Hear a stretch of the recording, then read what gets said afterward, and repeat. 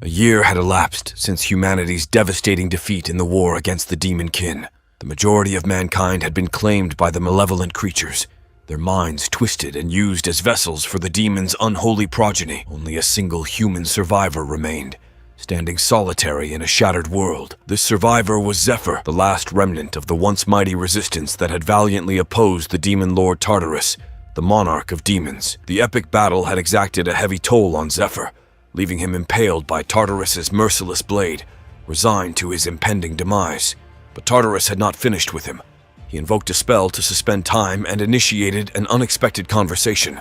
Tartarus couldn't help but admire Zephyr's unwavering resolve, commending him as the first human in a long while to dare challenge the monarch. He expressed his contempt for those who surrendered when confronted with insurmountable might, branding them as feeble.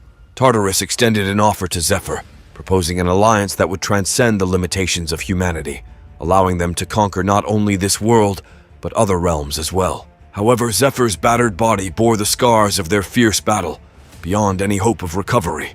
Suspicion gnawed at him, doubting Tartarus's true motives, and suspecting that this was merely another ploy to force him into submission. Zephyr's thoughts drifted to a beloved individual, someone who had always criticized his character, and had even placed an enigmatic spell upon him. If he were to make physical contact with Tartarus, his body would detonate with a power that exceeded the boundaries of their world. In a final act of defiance, Zephyr reached out and touched Tartarus, defiantly flipping him the middle finger, triggering the explosive release of energy. The blast engulfed the plateau, leaving only Tartarus's hands incinerated and his rage burning fiercer than ever. All that remained of Zephyr was his charred form, upon which the demon lord vented his frustration with a furious punch. Zephyr's battle had reached its conclusion. He could not avenge his loved one or rescue humanity as they had hoped. It appeared to be a futile demise, yet, to his bewilderment, Zephyr awoke in his restored body, with his memories intact and his armor unscathed. Confusion washed over him as he surveyed his surroundings, discovering statues of gods within a temple-like chamber. Initially believing he had reached the afterlife in the underworld, a voice spoke, dispelling his misconception. A high-ranking angel named Mercedes materialized before him, revealing that he had perished and would have typically been consigned to the underworld. However, the three supreme deities had intervened, electing to send Zephyr back in time, offering him an opportunity to alter the course of history. She elucidated that Zephyr would retain his memories, but lose his abilities, honed physique, magical prowess, and acquired skills. As he contemplated this surreal turn of events, the notion that it might all be a dream crossed his mind. Suspecting that Tartarus had subjected him to a hallucinatory power, he believes further that amidst the chaos of the demon's assault, as death surrounded him, and he fervently sought divine intervention, the gods had severed all ties with their world. They turned a deaf ear to his prayers, rejecting both supplication and sacrifice. Moreover, they stripped the clergy of their ability to harness the gods' power, leaving them powerless to mend wounds, ultimately leading to the swift downfall of human forces. Once they had calculated there was nothing left to gain, they abandoned their realm. There was no conceivable reason why these calculating deities would offer him such a chance for free. In actuality, the angel is privy to Zephyr's thoughts, and what the gods truly desire is something more entertaining to witness. Zephyr seethes with rage, launching a formidable mana punch, menacing the angel, with no intention of entertaining the angel's explanation. To the gods, Zephyr and all those he cherished were mere pawns, their lives spent for the gods' amusement. As his anger intensifies, the angel invokes the gods' might, summoning a colossal leg that descends upon Zephyr with crushing force. Subsequently, the angel elucidates that self-worth is the currency by which one can attain their desires, a principle applicable to humans and other species alike. Nothing in this world comes without a cost. The angel further reveals that one god fervently desires his return for a different motive. It transpires that Tartarus harbors resentment towards the angels and yearns for another confrontation, unwilling to accept defeat at the hands of a mere human. The angel then poses the question once more. Will Zephyr accept the offer? It becomes evident that if Tartarus genuinely seeks death, Zephyr will be the one to grant that wish. The angel commences the spell, and despite its origin with the detested gods, Zephyr recognizes an opportunity when it presents itself. He vows to seize this chance to exact vengeance upon the demon god Tartarus and all the gods who regarded him with disdain, like insignificant insects. The next moment he awakens to the sound of someone addressing him as a rookie, feeling water pouring over his head. A familiar face triggers a memory, someone he had seen years ago during his time as a temple slave. A decade before his fateful battles with the demon god, he discreetly searches for a secluded spot and accesses the perks of being sent back in time. Before we continue, take a moment to answer the question of the day. What is the coolest type of dragon? Comment down below for a chance to be shouted out. Now, back to the recap. Overwhelmed, he experiences a headache as an influx of information floods his mind, including top-tier skills, valuable items, and even abilities now manifested as practical skills. Zephyr's heart swelled with happiness as he contemplated the incredible generosity they were witnessing. It seemed almost surreal to him. However, his reverie was abruptly interrupted when the slave supervisor noticed his moment of distraction. The supervisor approached him, anger simmering in his eyes, and a cruel whip in hand, poised to strike. But in this second life of his, Zephyr's reflexes were astonishing. Swiftly, he caught the whip mid-air with a grace that surprised even himself. Instead of escalating the situation, he maintained his composure and offered a sincere apology before obediently returning to his laborious work. Zephyr couldn't help but wonder why he had been able to catch the whip so effortlessly. He surmised that it was a result of his extensive battle experience, honed through countless conflicts until the fateful battle with the demon god. It was during that encounter that he had acquired the skill known as the Wall of Iron, a skill that not only drastically boosted his defensive capabilities, but also allowed him to disregard any damage that fell below his enhanced defense level. Not a scratch remained on his hand. Furthermore, his newfound passive skill prevented him from tiring easily, enabling him to toil away in the mines tirelessly, day after day. As the day's labor concluded, the excitement in the air was tangible. Today marked the unveiling of the team rankings, and Zephyr's group eagerly anticipated the results. The announcement finally came, and to their elation, Zephyr's team had secured the top position. They were now recognized as the most skilled miners in their lot. However, there was a caveat to their triumph. Those at the bottom of the rankings were obliged to share their resources with those higher up the ladder, a customary practice in their harsh world. Conversations among the miners often revolved around the Temple of Aria, a significant institution in their society. It served both as a religious entity and a lending establishment, catering to individuals who had once been adventurers or had lost their homes to menacing monsters. Now they were laboring to repay their debts. Zephyr, though, couldn't afford to be reckless. The weight of a mysterious stigma hung over him, making it perilous to wander too far. Straying too much from the designated area would result in his instant demise. His plan was simple: work diligently, settle his debts, and ultimately attain his freedom. But there was someone who persistently occupied his thoughts. Altair, his former lover. He had made a solemn promise to protect her this time. Zephyr headed to a nearby stall, investing every coin he possessed, and even resorting to taking a loan to purchase recovery potions.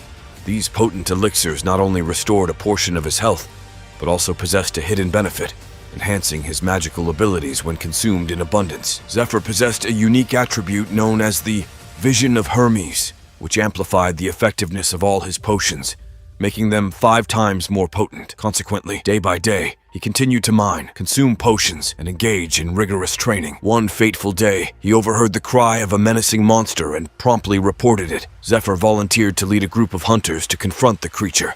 These hunters were an elite group, meticulously chosen for their combat prowess. They earned substantial rewards for facing the perilous monsters that emerged from magical rifts, despite the dangers they posed. Back at the stall, Zephyr craved more elixirs, but the vendor declined. His standing wasn't high enough, and he had reached his borrowing limit. Then, a priestess appeared, offering gold in exchange for Zephyr's bodily organs. He consented, all in pursuit of enhancing his prowess. The stall owner rewarded him with a generous stash of elixirs, which Zephyr consumed eagerly. As he wrapped up, the team of hunters arrived, under the leadership of Goat. They made their introductions, and Zephyr revealed his unique ability, the knack for detecting mana. This skill proved invaluable in navigating dimly lit dungeons without alerting lurking monsters, an indispensable asset for their perilous vocation. As they prepared to venture into the mine, Zephyr had a specific role to fulfill, that of a porter. A month elapsed, and they successfully conquered the dungeon within the mine. However, an unsettling realization crept over Zephyr. Among the team members, he recognized a face from the past, and a sense of foreboding enveloped him. He contemplated that perhaps this time, 2 of them might not survive the ordeal. Zephyr began to scheme, pondering how he could turn this situation to his advantage. At the entrance of the dungeon, another team stood ready, the reconnaissance hunters. Their leader distributed enchanted bracelets, explaining that these magical trinkets would transmit a distress signal if the hunting team encountered trouble within. It served as a contingency plan. Yet Zephyr was aligned with the reconnaissance team, and he harbored the hope that such a fallback wouldn't be necessary. Inside the dungeon, they crossed paths with wolf-like creatures. The hunters utilized stones to divert the beast's attention, then moved in for the decisive blow. Their objective centered on gathering intelligence about the dungeon and its inhabitants. Typically, this information would be employed to assemble a formidable strike team with the firepower needed to purge the dungeon. Nevertheless, when the reconnaissance team boasted skilled combatants, they sometimes took matters into their own hands. Gaut, a member of the group, persuaded the others to do just that. He summoned Zephyr and requested him to utilize the supplies he had brought along: hazelnut leaves and seeds that emitted the scent of female kobolds. This ploy would lure the kobolds into a trap designed for their annihilation. Zephyr found himself lost in memories of his previous life, a time when he toiled alongside Gaut. Back then, Gaut had never received the recognition he yearned for, but now, as they readied to conquer the dungeon together, Zephyr had a crucial piece of advice to share: the strategic use of traps. He confidently asserted that he had previously explored the dungeon in solitude, encountering only diminutive kobolds. Why squander this golden opportunity? Together, they could seize all the glory for clearing the dungeon. Brimming with determination, they delved deeper into the ominous depths. Gale, one of their comrades, stumbled upon a peculiar structure resembling a nest. Suddenly, an enormous claw shot out, ensnaring him before anyone could react. It flung him away, leaving the others in stunned silence. Marco readied himself for the impending battle and instructed the team to remain behind him. Fear clenched at his heart, for he knew not what horrors lay within the nest. Little did he realize that the creature lurking within far surpassed his capacity to handle. Meanwhile, outside the dungeon, the scout who had bestowed the group with the mysterious bracelets was jolted. 3 of the bracelets had shattered simultaneously. Gaut stood his ground with unwavering courage, his shoulder bleeding profusely, while Zephyr aided in fending off the monstrous tail with his will of iron, passive skill. However, when the tail released its captive, an even more formidable adversary emerged from the shadows. This creature employed pheromones to deceive other monsters into perceiving it as one of their own kind, ultimately devouring the very creature that had raised it, all in pursuit of chaos and destruction. Zephyr was aflame with determination as he seized Gaut's spear, preparing to face this predator. His third divine perk granted him a silver key in his left hand, a portal to a concealed chamber within a forgotten castle, housing a cache of essential items, a secret storage place. With the key, he retrieved a dragon soul plant, known for its calming properties when consumed, and a cloth to secure the spear firmly to his grasp. Gaut, the miner, initially believed he stood no chance against this formidable foe. However, the predator let out an ear-piercing scream, employing a skill that struck fear deep into Gaut's core. Memories flooded his mind of stories told by his elders, tales of an adult predator attacking a nearby village a few years ago, paralyzing the villagers with overwhelming dread, leaving them helpless and awaiting their grim fates. But what Gaut sees now is different. Zephyr is fighting the predator with a spear in hand. Thanks to the dragon soul plant, he isn't affected by fear. He knows he can't beat the predator with just strength, so he takes out a green substance, a poison, to use. It's the 70-second venom of Venom King Fade, a poison Zephyr got from his friend who studied poisons. He coats the spear with the venom and stabs the predator, making it scream in pain. The venom starts to work, causing excruciating pain and spoiling the predator's organs. Zephyr estimates it will take about 3 minutes for the venom to fill the predator's body. He needs to stay alive until then, but he forgets that the predator can use its tail, and it throws him against the cave wall. The predator approaches with an open jaw, ready to shred Zephyr, but Zephyr has another plan. He throws another vial of venom into its mouth and dodges its attack. He lands multiple hits, making the predator vomit blood. Zephyr sees that he has about a minute left until the poison spreads. The predator swings its tail again, but this time Zephyr grabs onto it and propels himself onto the predator's back. He stabs the predator's head with the spear, causing it to cry out in pain. It tries to attack with its claws, but it only breaks the spear instead of hitting Zephyr. Undeterred, Zephyr takes the broken pole and stabs the predator's head again. The predator goes wild, trying to get Zephyr off. All Zephyr needs to do now is deliver the final blow. He uses the momentum from the swing, jumps in the air, and with his hand enveloped in magic power, he punches the spear through the predator's head. Gaut, who watched it all, can't believe what he just saw. He thinks that with strength like that, Zephyr could easily join the hunter team, but he misunderstands that even without winning over Zephyr's good side, Zephyr's worth would have been recognized anyway. But right now, Zephyr is nothing but a miner, and Zephyr needs a ticket in the form of Gaut. Somewhere else, there's a group of people ganging up on a last living person, from a kind of group of people. He cries that he is not the demon god worshipper, but Sahak, a man with a robe, calls out to his teammates to crush him anyway. From that crushed person's corpse, there's a centipede coming out, marking him to be the demon god worshipper, which Sahak immediately destroys the centipede. The next thing he does is report the matter to his leader, called Matthias, as he is mad that in order to find one demon god worshipper, Sahak needs to slaughter 7 members of the temple. It turns out that they have a plan to do a raid in a month, and Sahak promises Matthias that he will rule out the heretics from the temple as much as possible and deliver a better result in the raid. Arriving at the Department of Human Resource, Goat nominates Zephyr to be a hunter in his team. The priest then processes the nominee. It turns out that in the cave, Zephyr asks Goat to talk. He wants Goat to not report the appearance of the predator. While Goat is worried he might be found out, Zephyr takes the predator's corpse into the silver room. It is then explained that the dungeon, such as the monster's corpse, magic stone, items, will be taken by the temple. The only things that slaves are able to obtain are bonuses based on the clearing reward and the value of the loot. Zephyr then offers Goat a promotion. He will help Goat to advance through 3 more dungeons, and Zephyr will get all of the monster's corpses. While waiting for the ID tag for transferring to become a hunter, Zephyr thinks about the great raid with the Temple Knights that's scheduled to happen within the next month. That's where they will discover the item that will cause a huge wave over the entire continent, and Zephyr determines to get his hand on it. He needs to be on the raid party to change the future. When the procedure is completed, Zephyr has been told to collect all the essential equipment from the supply depot, so he walks there with Goat, while thinking that he enlisted to the hunter team after the raid participant list was announced, and the number of the raid party is about 20. In order to join, he needs outstanding achievements or connections in order to get into that party. As Goat explains about the depot, the team which hunts the demon god worshipper passes by them, so Goat grabs Zephyr's head, telling him to bow down. Goat explains that they are the team of heresy examiners, the direct slaves of the examiner, and the leader of the party is Sahak, who is also called the Mad Dog. That's when Sahak suddenly calls them out, pointing his hand at Zephyr. He introduces himself, and when Goat tries to cover for Zephyr, Sahak releases his killing intent and makes Goat back off. But it doesn't affect Zephyr, though. It makes Sahak certain that there's no one else that would notice, and since Sahak was blessed to have extremely heightened sense, he knows that Zephyr is a high-level expert. It turns out that all new slaves are performance tested prior to being assigned a department. A test in strength and magic, they always give one the opportunity to battle for the hunting team, since they're always in need of new recruits. But such a high-level expert was in the mining team and was nominated to be transferred to the hunting team is simply unnatural, and all of Sahak's members swiftly circle around Zephyr.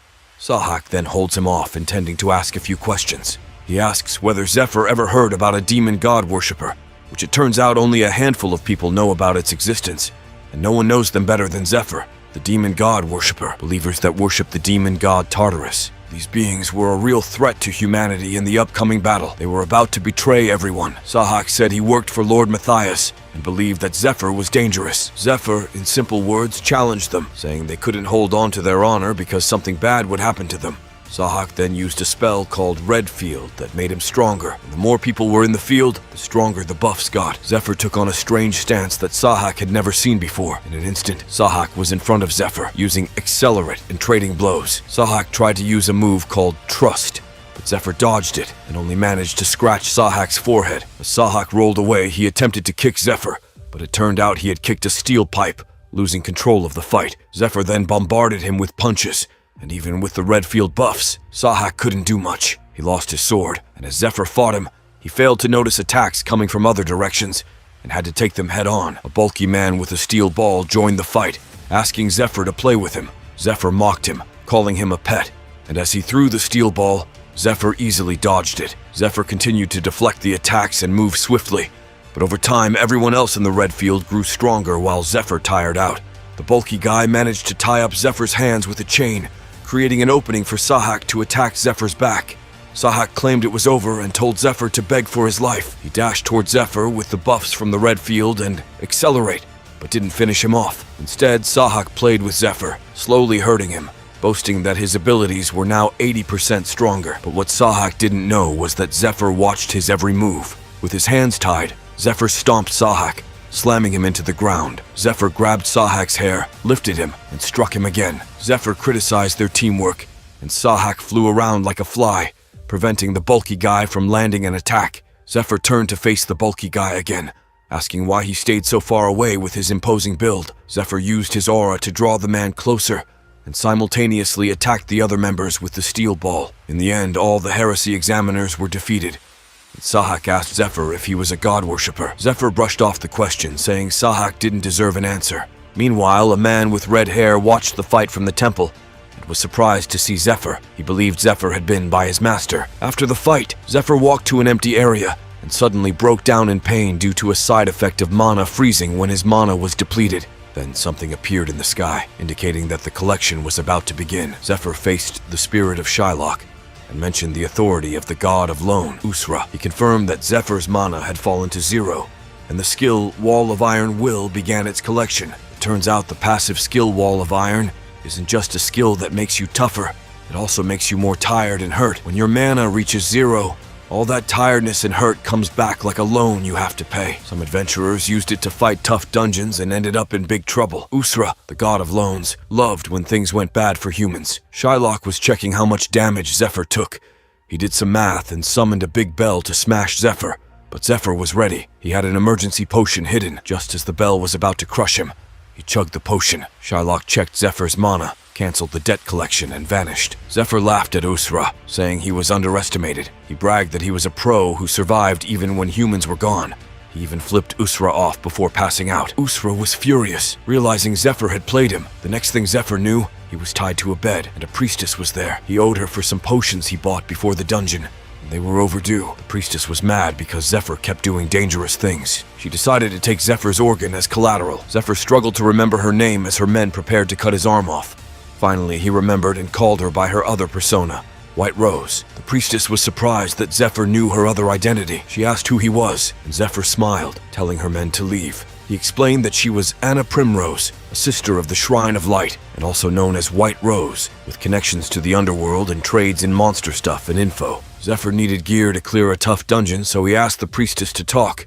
He was happy she picked him up and asked her to untie him. Meanwhile, Sahak woke up furious, tossing things around and scaring the nurse. He was mad at Zephyr for saying he didn't have the right to know him, and vowed to kill him. Ned, his superior, came to check on Sahak. He told Sahak to lie down and sent the healers away.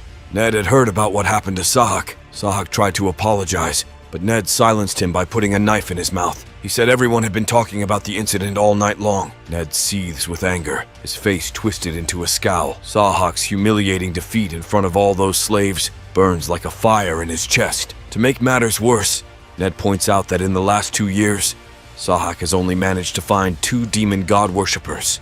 Sahak kneels before Ned, trembling with desperation. He begs for one more chance, swearing he'll do anything to redeem himself. Ned's eyes narrow as he listens. He tells Sahak that he can't let those who've brought shame upon them live. He promises to decide Sahak's fate after he eliminates their enemies. With a mysterious package in hand, Ned hands it to Sahak. It's a demon god worshipper starter pack, supposedly found in the room of the enemy worshipper. Ned explains that Sahak can't choose how he completes his tasks. In the end, the once feared mad dog Sahak, the enemy of all hunters, reluctantly agrees to become a demon god worshipper. He's ecstatic about the chance for redemption and declares that Zephyr will be the one to die, not him. Little do they know, Ned is a disciple of a demon god worshipper official.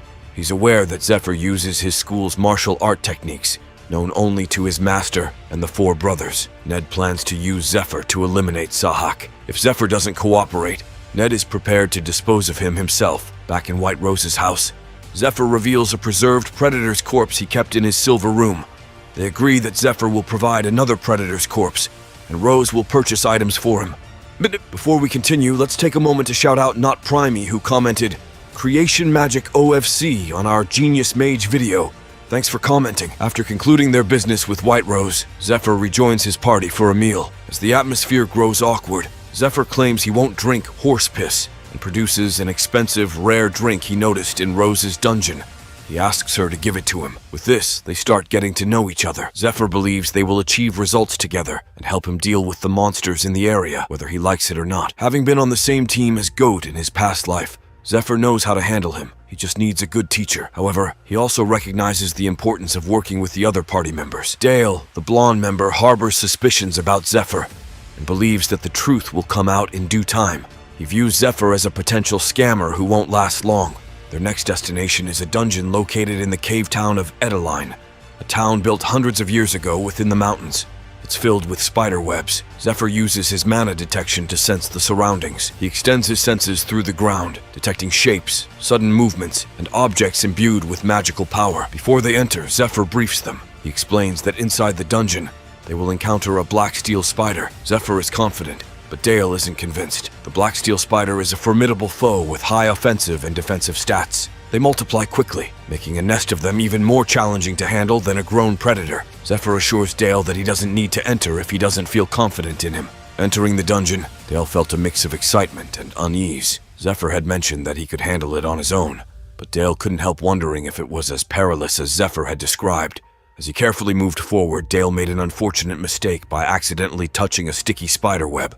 Immediately, a nearby spider was alerted, and it lunged at him. Before Dale could react, Zephyr swiftly pulled him out of harm's way and took on the spider mob himself. Thanks to Zephyr's unique abilities, the spider's fangs couldn't penetrate his skin. Zephyr signaled for the rest of the group to gather around him to deal with the spiders. Even though these were just small spiders, their webs were tough to handle, and they could root you in place if you weren't careful. Zephyr, ever the strategist, instructed them to cover their weapons with cloth to easily shake off the spider webs, and it worked like a charm. With a burst of mana, Zephyr obliterated the attacking spiders, making it look effortless. Zephyr thought to himself that situations like these were nothing new to him. Even in his past life, he had often trained soldiers who struggled to follow his instructions. So when Dale messed up and had to deal with the problem on his own, Zephyr didn't see it as a big issue. He believed it was better for Dale to learn through experience rather than having everything explained to him. The next challenge they faced was the larger spiders. Zephyr had advised them to target the softer flesh near the stomach, and they followed his advice. While Aggro acted as the tank, Dale and Goat focused on attacking the spider's vulnerable spots. In the end, the 3 original party members managed to defeat the spider, and Zephyr commended them, saying it wasn't bad for their first time dealing with such creatures. As they continued deeper into the dungeon, Zephyr effortlessly dispatched hordes of spiders, while Dale, Goat, and Aggro struggled to take down even one. Zephyr decided it was time for a break and told them to regroup and eat, as the dungeon's boss was the next challenge on their list. Curiosity got the better of Goat, who asked Zephyr about his past. Was he part of a large guild or an apprentice of someone famous? Dale found himself intrigued by the question as well. Instead of revealing too much, Zephyr simply stated that he had been an explorer in his past life. Goat tried rephrasing the question, but Zephyr reminded them that he had indeed been an apprentice of someone great in his previous life. But he doesn't tell them that. Instead, he asks them to finish quickly and break the spider legs to use as a weapon. He then tells them to go out as he will finish on his own, which they refuse to do. They say that since they had gone in that far, they want to stay and finish it together. And Zephyr explains that they are not going to do nothing as he gives each of them a role. Zephyr goes inside the Spider Queen's nest. The breeding room for the queen has a special night spiders, whose sole duty is to protect their queen. From the silver room, Zephyr takes out a bunch of bags of ordinary flour. He then throws it towards the queen's guard. In an instant, Zephyr takes out a crossbow, shooting an arrow towards the spider. The flame bursts within the thick flour, will ignite the flour particles, causing a chain reaction.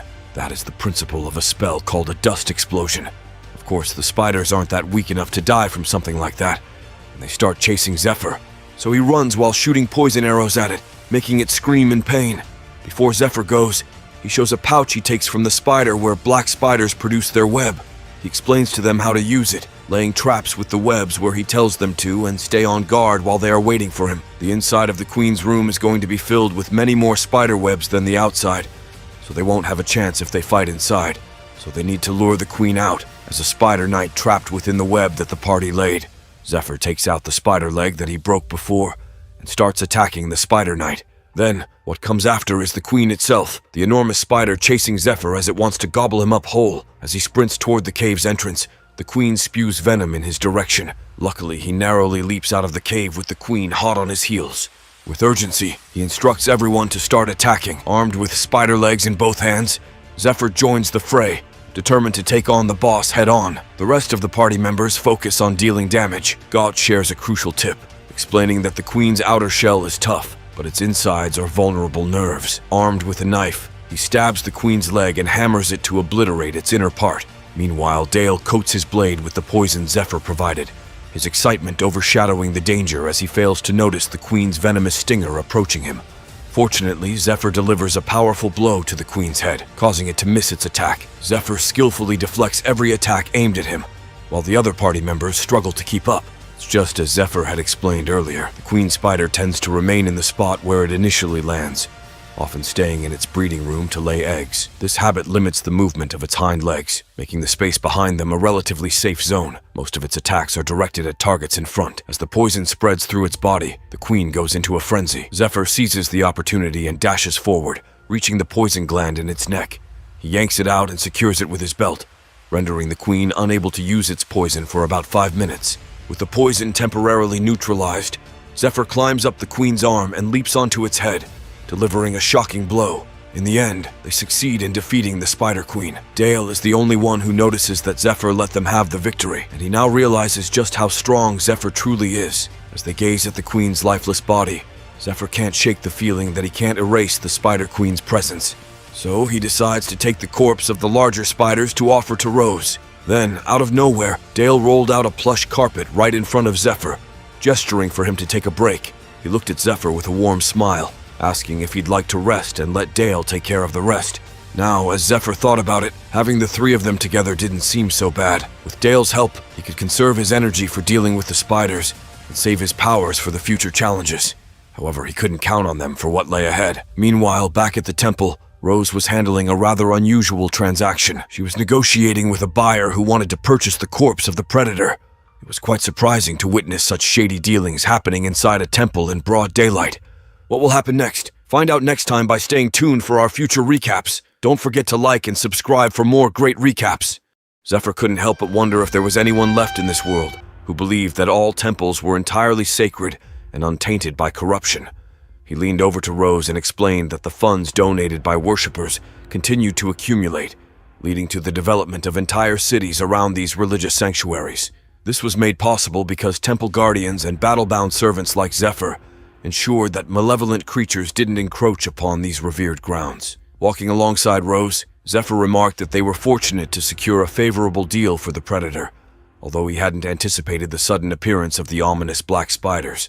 To his surprise, Rose handed him a gleaming silver alchemist set, mentioning that he would require it later. Just then, Ned materialized seemingly out of thin air, calling out to them. It turned out that Ned was one of the 12 Class 1 evaluators, a highly skilled member recognized by the temple itself and the direct superior of Sahak, which left Rose feeling uneasy. Ned attempted to spirit Rose away for a private conversation, but Zephyr stepped in. Ned casually noted that Zephyr seemed to share a close connection with their mutual acquaintance, Sahak. Zephyr, however, couldn't resist needling Ned by suggesting that his memory wasn't particularly reliable and that he had a tendency to forget unimportant individuals. Tensions escalated as both Zephyr and Ned released their formidable auras, resulting in a clash of magical energies that sent reverberations through the atmosphere. Rose was taken aback, astounded by the sharp magical force emanating from their confrontation. It was evident to her that Zephyr was no ordinary battle-bound servant. He stood shoulder to shoulder with the temple guardians, if not surpassing them. Though Ned hadn't initially come looking for a fight, he decided to indulge in a bit of sport nevertheless, as they readied themselves to unleash their powers upon each other. Rose exercised her authority within the temple to command both of them to kneel.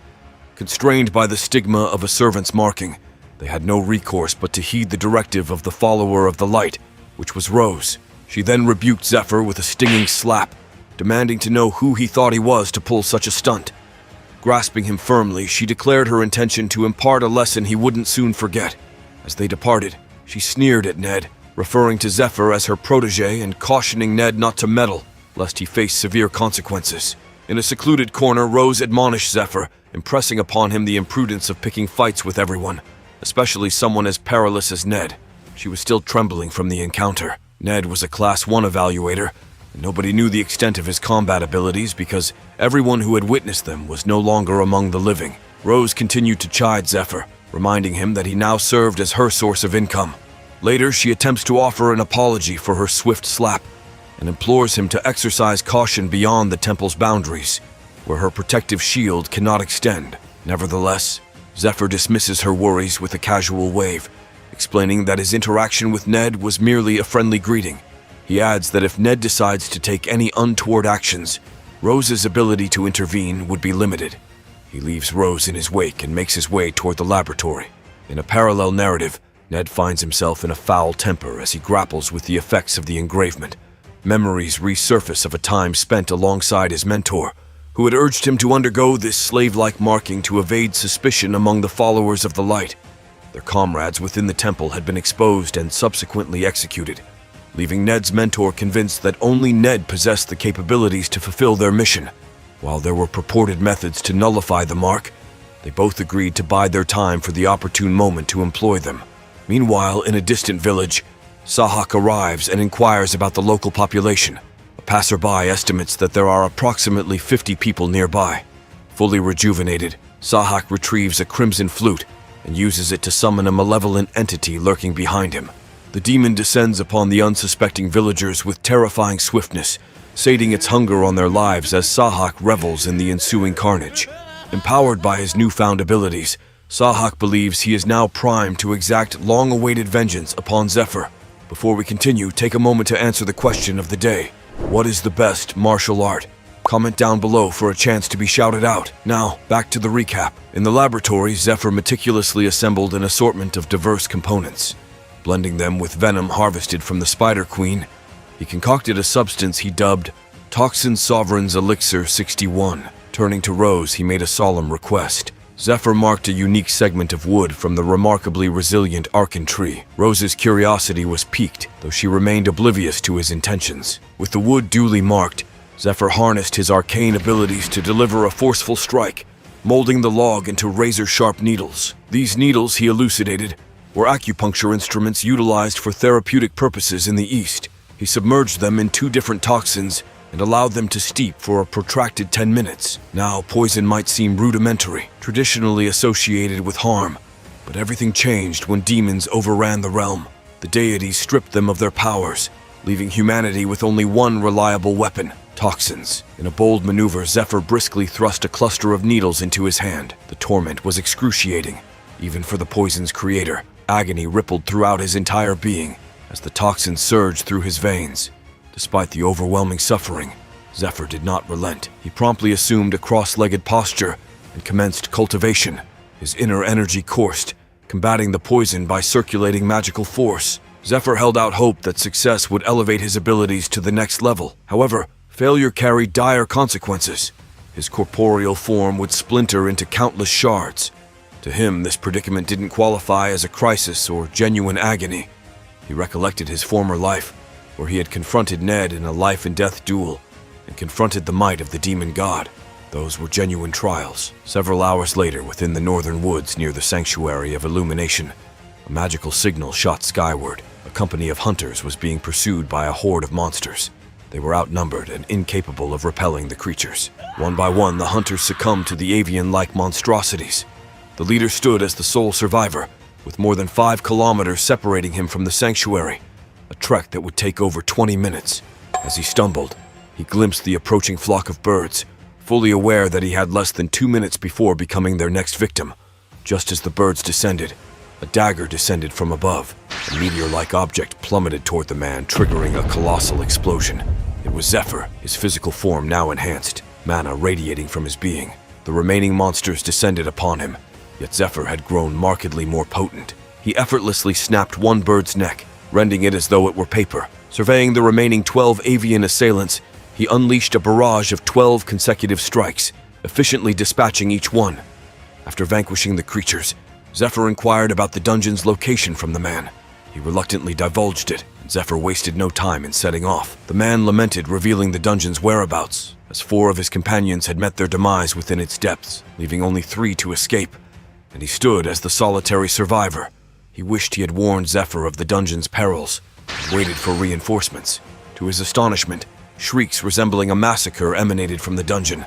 At daybreak, Zephyr emerged from the dungeon, bearing the boss's head. He felt remarkably agile, as if his attributes had tripled or quadrupled. His experiments had triumphed. Subsequently, he dispatched a green flare into the sky, signaling the resolution of the emergency crisis. Meanwhile, Sahak continued his relentless rampage, moving from one settlement to another with an unyielding determination to ascend to a certain level of power before seeking retribution against Zephyr. Several days later, within the temple's sacred halls, Word rapidly spread that Zephyr had single-handedly eradicated a perilous cockatrice nest. What made this achievement even more astounding was the fact that the alpha cockatrice leading the nest measured an astonishing 30 meters in length. Matthias, a seasoned investigator of heretical activities from the 3rd Division, relayed the incident to Lucius, the Temple Knight's commander. Both the comprehensive field investigation and the testimonies of survivors corroborated Zephyr's extraordinary feat, making him a highly appealing candidate for an imminent raid scheduled in 20 days. Matthias proposed conducting an inquiry into Zephyr's potential connections to the worship of demonic entities. However, Lucius disagreed and instructed Matthias to refrain from meddling with Zephyr, explaining that they couldn't afford to investigate as long as the worshipper proved beneficial. Despite Lucius's assurance, Matthias harbored concerns that the worshipper might have ulterior motives, potentially involving theft from the temple. Hidden within the temple's depths were 2 remarkable treasures: the Spear of Luminous Radiance and the Winged Shield of Michael, both acquired by Lucius at a considerable expense. Lucius reassured Matthias that he would become invincible in the forthcoming raid with these artifacts by his side. Back at their barracks, as the trio finished their preparations, Rose approached them. They greeted her with respectful nods, but she playfully reminded them about settling their outstanding debts on time. They couldn't help but wonder why Rose, known as the Demon Sister, emerged from their quarters. Zephyr sported a new ring, possibly a gift from Rose, prompting them to inquire about its origin. Zephyr clarified that it was a ring of purification, enhancing his mana flow and magic defense while granting him access to a daily skill called Curse Removal. Rose offered her assistance in acquiring anything Zephyr might require, stoking his determination.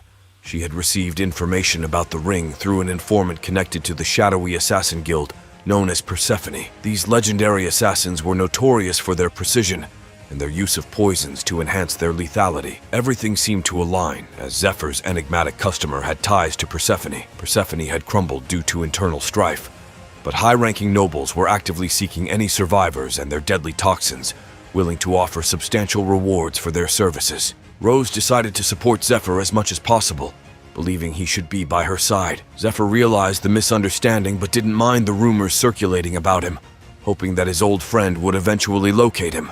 Not only did Rose misconstrue their relationship, but Goethe also assumed that Zephyr had a close connection with her. Suddenly, a knock echoed at their door, and Dale went to investigate, discovering a piece of parchment affixed to the wall bearing an urgent directive for Goethe's group. Goethe pondered the identity of the messenger, but Zephyr recognized both the signature and the message. It was from Ned. Zephyr knew that Ned had prepared an invitation, but he insisted on going alone. Clad in a hunter's cloak, he dashed towards his destination with lightning-like speed. He had approximately 20 days until the Temple Knight's raid, and needed to ensure everyone understood the exceptional nature of this mission. The dungeon they were bound for was known as the Tomb of the Enigmatic Princess, one of the world's 8 mysteries, encompassing the ruins of the ancient Medea kingdom. For over a decade, countless attempts to conquer it had failed, with no one having reached the boss chamber.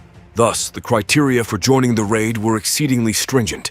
To be eligible, one had to belong to a hunting team ranked 5th or higher for the past year, be a direct servant of an approved priest, or possess a recommendation letter from such a servant. Recognizing that his team couldn't achieve a 5th rank in time, Zephyr devised a plan involving Ned, who served as the direct servant of the heresy examiner Matthias. Zephyr aimed to outmaneuver Ned and secure his recommendation letter, guaranteeing his entry into the raid party. There was no way Ned, driven by his crucial mission, would ignore Zephyr's challenge, especially given their shared practice of martial arts. Zephyr was confident that Ned was eager to test his skills.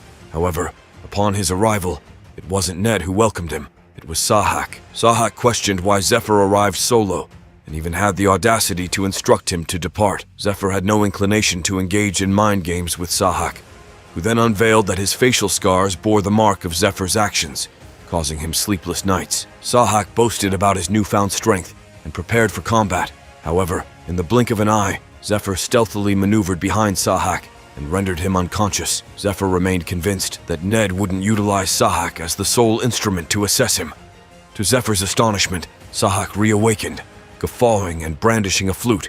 He conjured a demon named Shoggoth and menaced to subject Zephyr to a protracted, agonizing demise. Shoggoth was a bioweapon harnessed by a worshipper of demon deities, and its presence was bewildering. Zephyr discovered that Shoggoth lay dormant in the form of an egg and stirred to life upon hearing an instrument imbued with hypnotic power. Shoggoth was a mindless creature with an insatiable appetite, growing stronger by absorbing human mana. Yet, what made it truly chilling was the onset of mind corruption upon contact, inducing terror and hallucinations. Once mind corruption reached 100%, a frenzied state ensued. As individuals succumbed to frenzy, they lost control and unleashed harm upon everyone in their path, an efficient method of causing widespread devastation. Here stood a creation devised by devotees of demon deities, specifically engineered to facilitate mass slaughter. However, Zephyr remained undaunted, even when confronted by the creature known as Shoggoth. Zephyr's eyes began to glow red, a sign that he teetered on the brink of succumbing to frenzy, with his mind nearly entirely corrupted. Unbeknownst to Sahak, Zephyr possessed a special ring bestowed by Rose. He harnessed the ring's power to break the curse and incinerate the demon. Zephyr seized Sahak and reflected on his past, a time when his sole concern was the survival of himself and his comrades. But now, he contemplated the potential for collective survival through cooperation.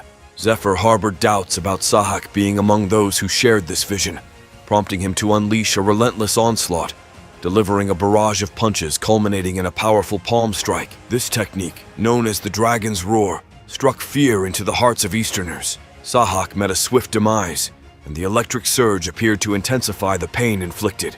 In the ensuing events, Zephyr seizes a flute since standard attacks prove ineffective against the formidable Shoggoth. He performs a melody that unravels the enchantment binding the Shoggoth together. Abruptly, a newcomer named Ned appears, taken aback by Zephyr's familiarity with the tune.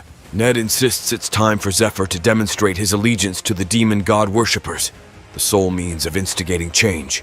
Observing the situation closely, Ned deems it necessary to eliminate Zephyr. He swiftly advances towards Zephyr, poised to strike. However, Zephyr adopts a concealed technique stance, rendering Ned incapable of landing a blow, despite launching 14 attacks. In a surprising turn, 3 stones imbued with crackling lightning auras assail Ned, underscoring Zephyr's prowess. Ned acknowledges that there are few individuals on the continent who can match his swordsmanship speed, perhaps only his mentor. This leads him to believe that Zephyr possesses an undisclosed ace up his sleeve. Questioning why Ned wields a sword against an unarmed opponent, Zephyr persuades him to discard the blade and assume an identical martial posture.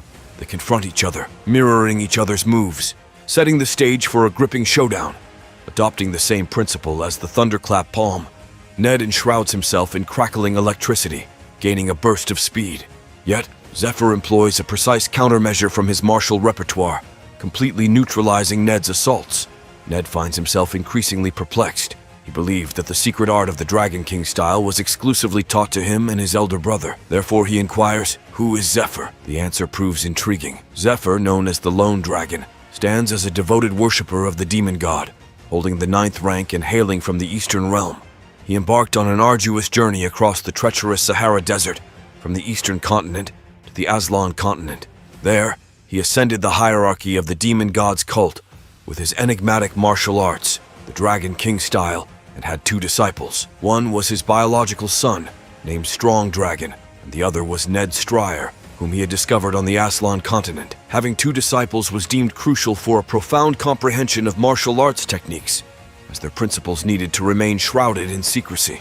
Hence, only 2 successors were chosen. It became evident that Zephyr's acquaintance with this technique and his elimination of the Shoggoth, a prized asset of the cult, raised more than a few suspicions. Zephyr proceeds to elucidate to Ned that the explanation is relatively straightforward with a bit of contemplation. He reveals himself as a shadow apprentice, poised to step in if either of the 2 principal apprentices were to meet their demise. This covert apprentice serves as a hidden contingency, prepared in case of any unforeseen circumstances affecting the designated heir. However, their existence is terminated if the official successor successfully matures into their master's role. Zephyr astutely exploited this circumstance, and assuming his honesty, his true identity should be the most closely guarded secret. Ned couldn't suppress his curiosity about why their mentor had dispatched Zephyr to this mission. Zephyr clarified that he had received orders to conceal his true self from fellow worshippers of the demon god, and to engage in the raid using his individual prowess. Additionally, he revealed that he was designated as Ned's replacement in case of an emergency. Ned inquired whether Zephyr was aware of his specific mission, and Zephyr confirmed that Ned's task was to abscond with the Dragon Heart. Zephyr elucidated that the Dragon Heart was a magical gem forged within a dragon's heart, the most potent relic known to bestow abilities akin to those of a dragon. Zephyr conveyed his belief that the Temple Knights would be unable to match the electrical swiftness of the Dragon King style. Therefore, once Ned acquired the Dragon Heart, he would be invincible in his escape. Moreover, Zephyr reassured Ned that he possessed all the skills necessary for the mission, and disclosed that their mentor was concerned about sending only Ned. Admitting to a breach of orders, Zephyr confessed that he had enticed Ned with a flashy offer because the terms of raid participation were more intricate than he had anticipated. He was not inclined to take the difficult route when a simpler path was available. Subsequently, Zephyr confided a personal secret to Ned, whispering about the blood tears. These were the stolen treasures of Ned's family, and Zephyr had followed their mentor to recover them and exact vengeance on the temple. Only their mentor and Ned were privy to this plan. Ultimately, Zephyr informed Ned that he would disclose more when he deemed Ned trustworthy. Ned mentioned that there was a place he needed to visit first and extended an invitation to Zephyr to accompany him. Perched atop an abandoned building near the temple, Ned introduced Zephyr as an individual sent by their mentor to aid in the mission against the demon god sect, affirming that he had verified Zephyr's identity. Matthias, another follower of the demon god, was unveiled as the leader of a group of 40, with Zephyr being the newly recruited member. Zephyr found this situation absurd, bordering on comical. These worshippers differed from Sahak, who heavily relied on artifacts and monsters, or from the Zephyr of the past, who had been driven solely by ambition. These demon god followers constituted an elite force formed exclusively for executing their mission. Zephyr contemplated a puzzling question. Why did these followers, each possessing considerable strength, choose to serve the demon god? Meanwhile, Ned suspected that Zephyr's revelation implied their mentor didn't have complete faith in him. The revelation of Zephyr's knowledge about the blood tears raised doubts about whether Zephyr was the true confidant of their mentor. Despite these uncertainties, Ned resolved not to falter, as their mentor had promised to aid in fulfilling Ned's vengeance if he became indispensable. In a circuitous manner, Ned recognized his reliance on their mentor for revenge, and to achieve this, he must acquire the Dragon Heart at any cost. Furthermore, considering the possibility that Zephyr might be groomed as his shadow disciple successor, Ned deemed it prudent to extend an olive branch. He reasoned that keeping Zephyr close would be the wiser choice if Zephyr harbored any intentions toward his life. Meanwhile, Zephyr perceived an opportunity to cultivate Ned's trust, believing that Ned would prove to be a valuable ally in the impending challenges. He had severed many connections in his past, but Ned was the first he desired to rebuild. Back then, Ned had presented him with a choice: master the ultimate martial arts technique or become forgotten. Ned remained his initial connection, the one who had imparted the Dragon King style. The following day, the members of the raid party for the terrifying princess's dungeon were revealed, in accordance with Zephyr's plan. With little time spent together, Dale sensed that Zephyr had a more significant purpose than they had imagined. Zephyr assured him that through continuous training, Dale could one day stand by his side. They said their goodbyes, and although they should have felt doomed, Zephyr was content to see the determination in their living eyes. However, they faced a dire threat because 3 years later, if the followers of the demon god succeeded in their summoning ritual, many, including Zephyr's newfound allies, would perish. To prevent this, Zephyr required the Dragon Heart. Next on his to-do list was acquiring equipment from Rose. The dungeon they were entering was teeming with animated moving skeletons. These undead beings felt no pain and were made entirely of unyielding bones. To defeat a skeleton, a blunt weapon was necessary. That's how you could break them. Zephyr was aware of this, but he had more pressing concerns within the dungeon. He selected a sword known as the Twilight Longsword. You see, it wasn't just skeletons within. The Temple of Light aimed to conclude the decade-long dungeon clearing campaign, and there were devoted followers of the demon god willing to fight for their cult's survival. Zephyr had to confront them all to secure the Dragon Heart, and that meant his entire party had become his adversaries. But there was another issue. Ned still harbored doubts about Zephyr. Even if Zephyr was speaking the truth, convincing Ned would not be a simple task. If Zephyr failed to persuade Ned and they ended up clashing, it wouldn't be a repeat of their previous encounters. It might continue until one of them was defeated. Then, an enchanter named Angelia appeared.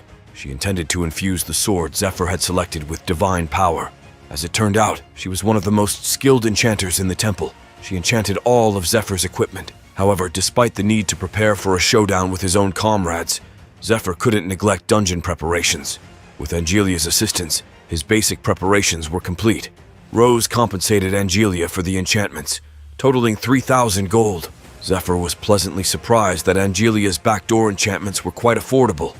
He expressed his gratitude to Rose for not charging him a commission, and realized she was willing to make certain sacrifices to earn his favor. Zephyr informed Rose that he had run out of money, which saddened her. He claimed he couldn't find anything valuable to give her. In the end, he revealed the 2 poisons he had prepared to her. Rose panicked, fearing they were the lethal poisons of Persephone, and implored him to hand them over. Zephyr agreed, but cautioned her not to sell them to a risky contact named Mole.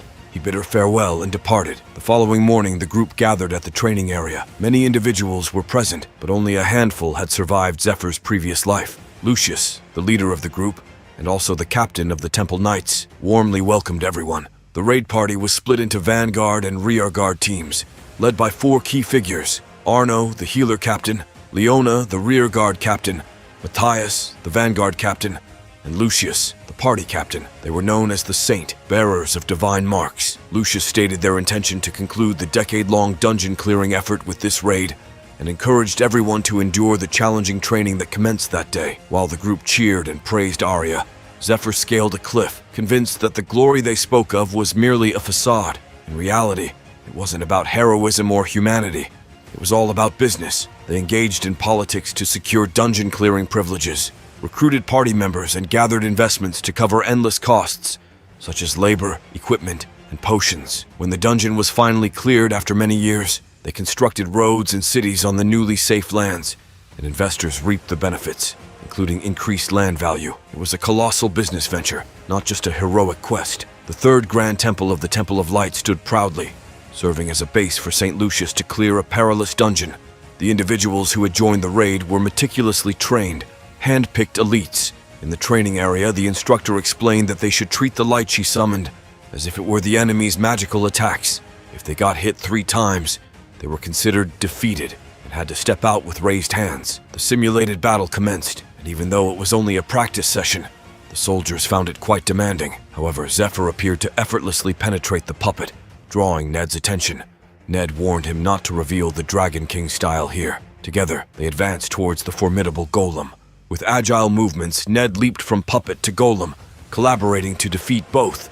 Their training objective was to eliminate 500 golems, and they finally achieved it, earning a 15-minute break. Arno was taken aback by Zephyr and Ned's performance. They were exceeding his expectations. He utilized his light magic to heal their wounds and relieve their fatigue, mentioning that with healers present, they could compress 4 weeks of training into just 2. As night fell, Ned declined the temple-provided food, concerned about maintaining his weight for maximum speed. Zephyr brought them plates of food, but Ned declined, explaining the need to remain lightweight for the mission. Zephyr decided to do the same, in case he needed to take over if Ned failed. Ned then questioned Zephyr's motives, wondering if Zephyr was still trying to outperform him. Zephyr reassured him, offering an expensive drink to keep warm. While sipping their drinks and watching the sunset, Ned inquired how much Zephyr truly knew about him. Initially, Ned had suspected that Zephyr wanted to eliminate him, but over the 2 weeks they had spent together, their relationship had evolved. Zephyr had displayed no intention of harming him during training. Ned pondered why Zephyr hadn't probed into Ned's deepest secret. So Ned asked Zephyr what he meant by saying he would reveal it when he considered Ned trustworthy. Zephyr noted that Ned had changed and emphasized that the crucial question wasn't about what Zephyr would ask, but rather the whereabouts of the Blood Tear sword and who possessed it. With a meaningful glance, Zephyr disclosed the sword's whereabouts and its story. It was the cherished possession of the Stryer barony, known as the Blood Tears, won by their forebearer after vanquishing desert demons. The king had bestowed the Baron title upon their family and entrusted them with safeguarding the sword through generations. Ned's father had conveyed to him that he would one day become a Baron and carry out this noble duty. His father urged him to become a worthy knight in honor of the sword's legacy. However, when the Baron requested the sword's return, the temple stepped in, asserting that he had used the Baron title and estate merely as collateral for a loan, not for the Blood Tears. The priest clarified that the Baron had relinquished his title, placing the sword under the temple's jurisdiction. This incensed him, prompting him to draw his sword against the priest. But before he could strike, the temple's knights intervened. One of them swiftly disabled both of his hands, while another thrust a blade into his abdomen. Ned could only watch in horror as his father met his demise before his eyes. The priest explained that if Ned's sword had reached him and harmed the bishop's son, who had noble blood, they would have had to execute Ned as well. This tragic event unfolded a dozen years ago, when excessive investments in dungeons led to economic crises as one raid after another failed, causing the dungeon bubble to burst. The Temple of Light profited by selling subpar goods, deceiving investors and maximizing their own profits. Much like Ned's father, many investors were left destitute and forced onto the streets.